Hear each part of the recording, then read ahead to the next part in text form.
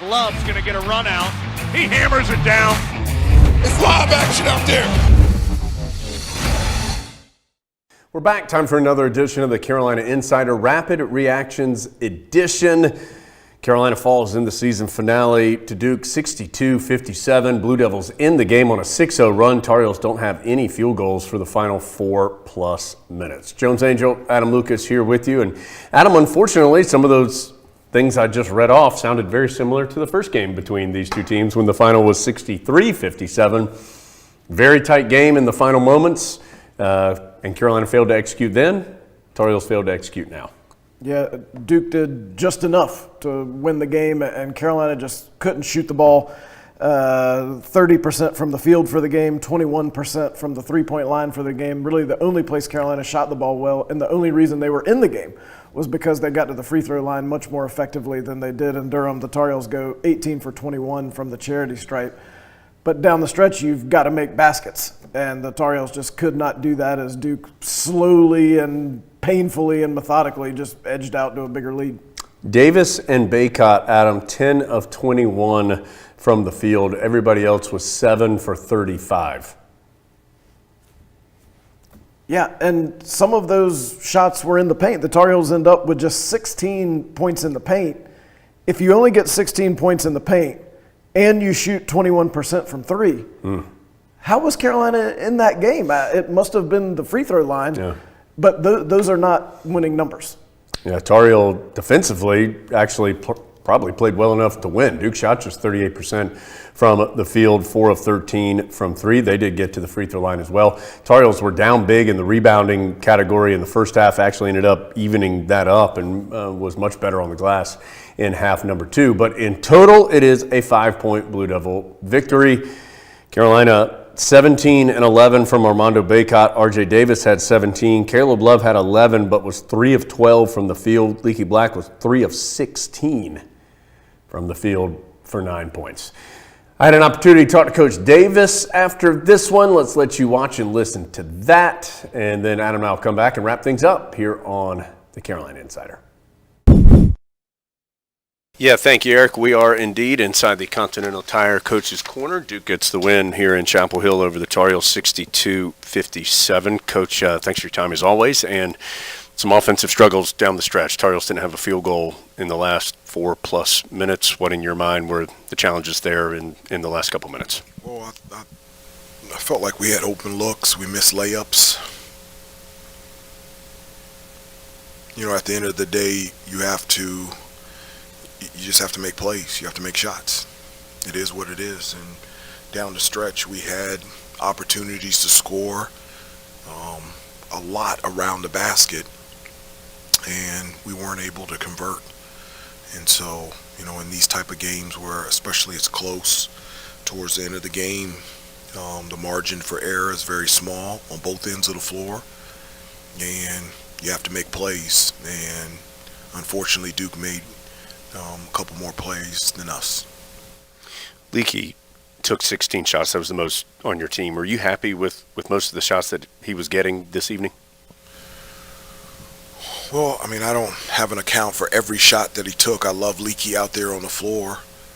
I know that they were leaving him, and I know that he did a really good job of pump faking and attacking the basket. Again, we had open looks around the basket in the paint, and we just weren't able to score. We just weren't able to make it, and we were able to get a couple second chance opportunities, but nothing that resulted in a basket. And I love Leaky to death, and so anytime he's on the floor, that's good news for us. Both times against them, 57 points, which is a low for you guys.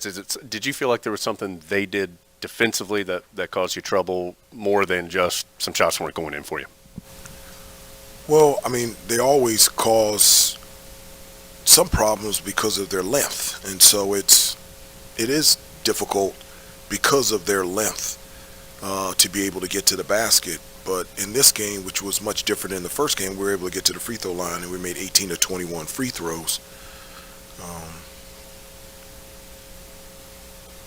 again, we had wide open looks. Other than that, I don't know what else to say. We had wide open looks from three. Some of them were air balls. We had opportunities around the basket to be able to score, and we didn't finish. And I can't remember the sequence. One, coming out of the half, we had three great looks to start the half, 0 for 3. I can't remember the sequence, but when Pete hit the three, we're up by 4, and we didn't extend the lead. And so those are two things that I can think of right now where just missed opportunities, and can't have them in games like this.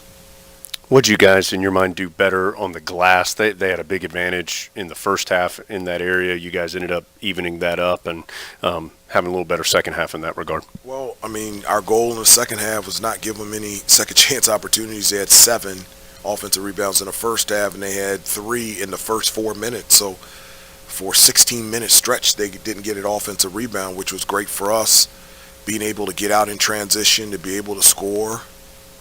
Again, I can't wait to look back at the film, but there were shots, made field goals to be had, and we just didn't make them. And I know sometimes it's hard to think that it's as simple as that, but it is. It's making a shot and stopping them from getting a shot. And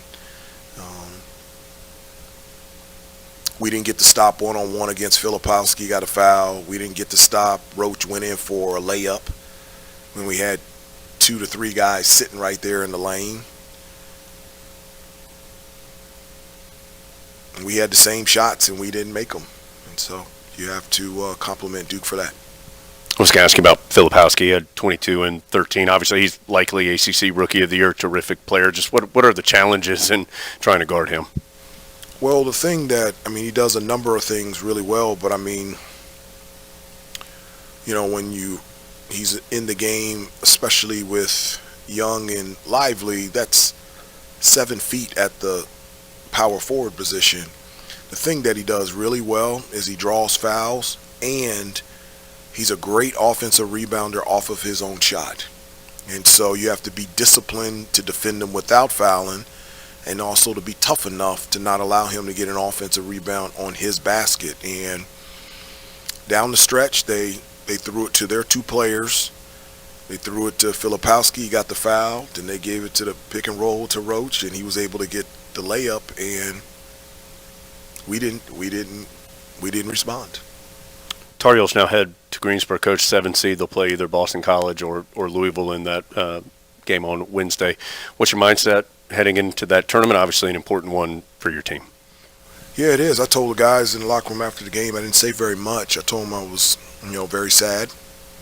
But even though how sad I am, I'm not done, or I'm not down in terms of what I feel like this team can do and what this team can accomplish. I told them, there's 2 things to be thankful for and to be appreciative of, is that you have time and you have opportunities. Now, the time and the opportunities are limited, but you still do have time and opportunities. And so at the end of the day, are you going to take advantage of that time and that opportunity? And that's what we have to do in the ACC tournament.